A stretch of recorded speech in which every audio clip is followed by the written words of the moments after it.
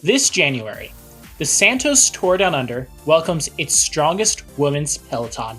For the first time, all 14 UCI women's world teams will take to the start line, joined by the Australian national team. 90 riders, 3 epic stages, a new era for cycling in the Southern Hemisphere. Leading the charge is 24-year-old Canadian Magdalene Valliere, the reigning UCI road race world champion. She'll become the first current women's world champion to race the Tour Down Under, bringing the rainbow jersey to Australian roads for the very first time. Quote, "The first race of the season will be great to show the new kit early and kick things off on a positive note. I'm excited to race in the world champion jersey in front of the Australian crowd.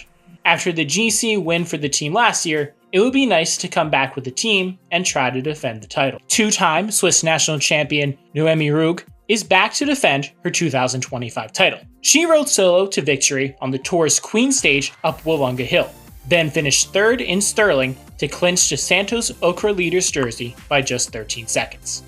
That victory set up a massive season.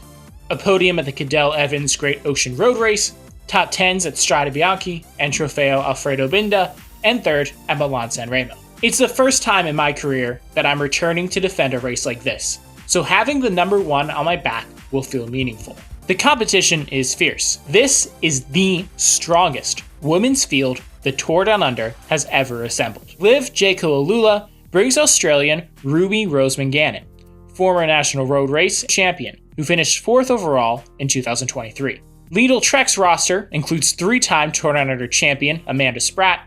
UAE features Spain's Mavi Garcia, third in the road race at last year's Worlds, and a stage winner at the Tour de France Femmes. Canyon SRAM Zonda Crypto brings Bradbury, one of Australia's best GC riders, having finished on the podium at the Tour Down Under, Giro d'Italia, and Tour de Suisse. 395 kilometers of close-fought competition across 3 stages, new start locations, brutal climbs, coastal sprints, and one landmark moment that will test every rider in the peloton. 137.4 kilometers from Wollonga to Wollonga, the longest women's stage in Tour Down Under history. This time, it's not Wollonga Hill shaping the story, but an opening route showcasing the region at its summertime best. Coastal vistas, renowned wineries, and sprinters eager to earn the season's first UCI Women's World Tour win.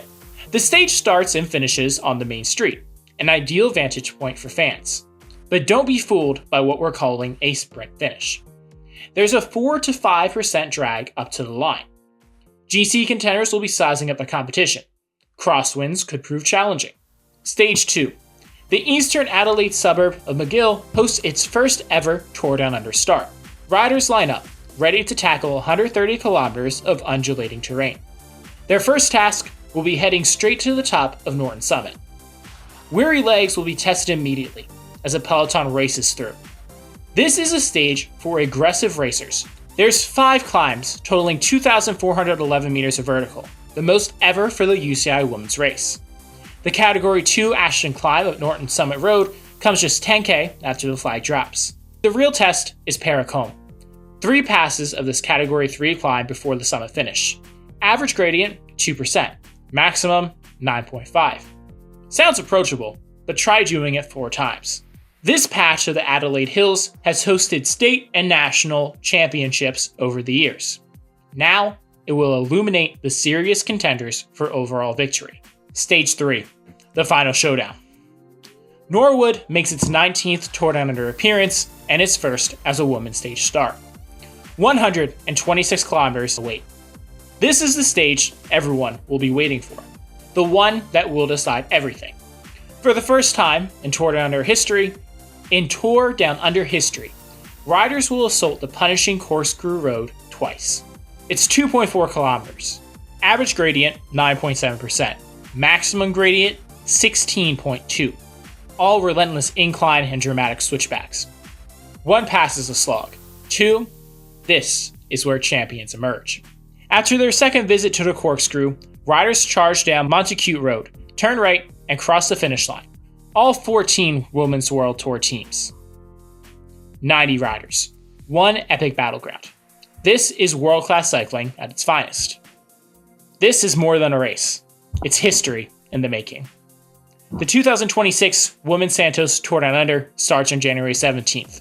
Be sure to like and subscribe to follow our continuing coverage of the opening race of the women's season. Thanks for watching.